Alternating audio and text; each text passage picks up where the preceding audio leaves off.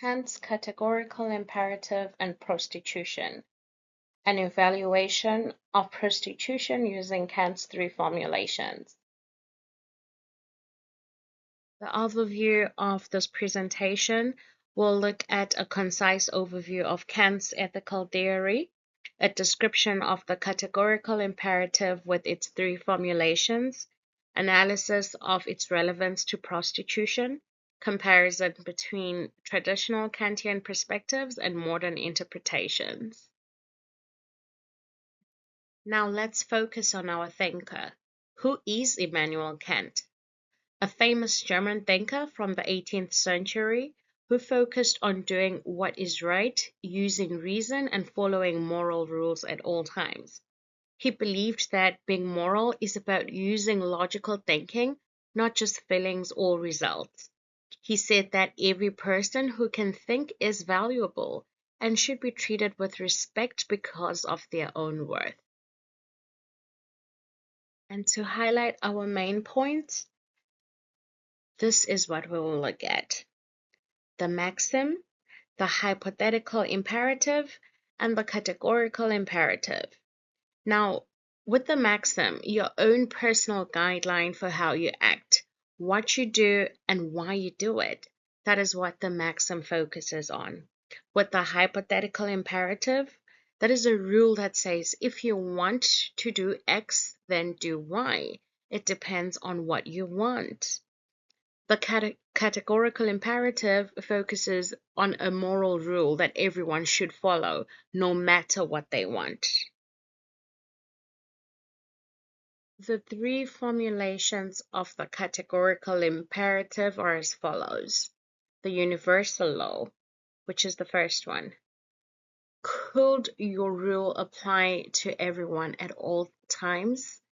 Do we all want the same thing at all times? Would the same thing apply to all of us at all times? The second one is humanity as an end.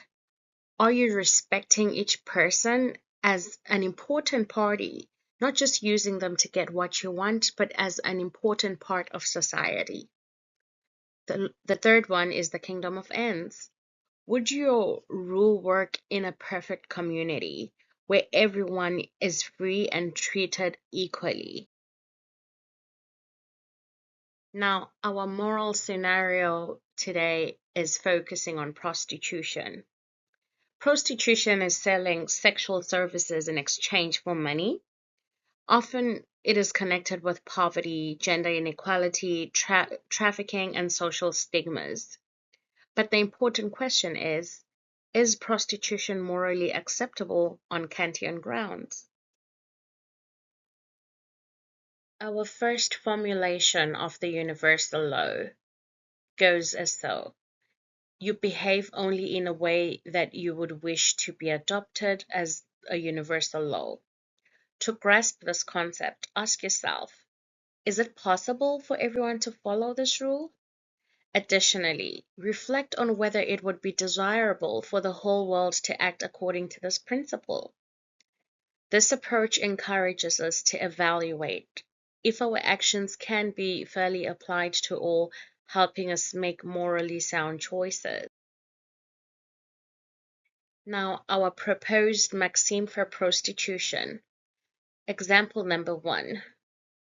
When I'm in dire need of financial resources, I may sell sexual services to anyone who will compensate me in form of currency. And the example maxim number 2 goes as so. Whenever someone wants sexual release, they may buy another person's body for sexual favors. It's transactional. But in the next step, can you imagine a world where everyone can act or think in this way? Now, revisiting our universal law, the evaluation. A world where bodies and sexuality are routinely bought and sold, or just used for transactional purposes, risks normalizing utterly poor behaviors and objectification. This undermines general respect for bodily and sexual integrity, which rational agents must want for themselves. Kant would argue that such a maxim cannot be willed as a universal law. Now let's circle back to universal law and real-world conditions. The truth of the matter is that prostitution is heavily linked with coercion, trafficking, and extreme economic pressure. Now, a universal law supporting prostitution would tend to further perpetrate those harms. Therefore, many Kantians conclude that the act of prostitution fails the universal law test in real societies. It is not something that any society would willingly opt for. Now, some modern Kantians would pose the question, what if sex work was genuinely voluntary and properly regulated? Now, one maxim states, I may offer sexual services under conditions that are free, fair, and non-coercive, with equal respect for all individuals involved. They argue that in theory, this could satisfy the universal law requirements, though such conditions are seldom realized in reality. Let's face it, humanity as an end. Always regard humanity, both in yourself and in others, as an end in itself and never simply as a means to an end. Each individual possesses intrinsic dignity due to their rationality and freedom. While you can utilize the services provided, never consider the person solely as an instrument. Now, what is Kant's view on sex and prostitution? Kant argues that sexual desire tends to focus on the body as an object of appetite, like food. In prostitution, one allows oneself to be used as a sexual object for money, which he sees as treating oneself like an object, a commodity. He further concludes that prostitution violates respect for humanity in oneself and others. Humanity as an end, an evaluation. Lines are blurred, as the client can easily start to see the sex worker mainly as a tool for their own pleasure, instead of seeing them as a full person with feelings, with goals, with ambitions. The sex worker might start to think of their own body and sexuality as something to sell, like an object, and not as part of their human dignity. When this happens, it becomes very hard for either person to truly respect the other person or themselves as a valuable human being, which is what Kant says we must always do.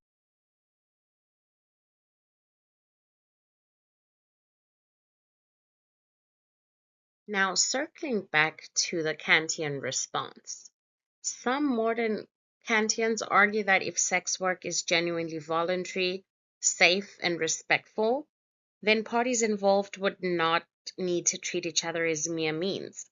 However, there is emphasis to the fact that most real-world sex work fails those conditions because of coercion and inequality that comes with those transactions. Now, now to our third formulation, a kingdom of ends. Behave as though your principles are those of a lawgiver in a kingdom of ends. Picture a perfect society in which every individual is both a creator of moral laws and equally subject to those laws. Act only according to the rules that such a society would approve. Now, would a just community legislate prostitution? Question. Would free and equal lawmakers build prostitution into the basic institutions of a just society? If prostitution truly depends on poverty, gender inequality, and stigma, such lawmakers would likely reject it. Buying sexual access suggests that some people's bodies are open to purchase, undermining equal moral standing. Now, autonomy and structural coercion. Many people enter prostitution due to the lack of real-life alternatives or coercion. Their choice then does not fully express free will or law-giving agency. A genuine kingdom of ends would aim to improve these unjust conditions, not just rely on them. Could sex work ever be befitting for the kingdom of ends? Now, some theorists are of the view that in a fully just society with no economic desperation, no trafficking or violence, real options and equal respect, certain forms of sex work might be compatible with the kingdom of ends.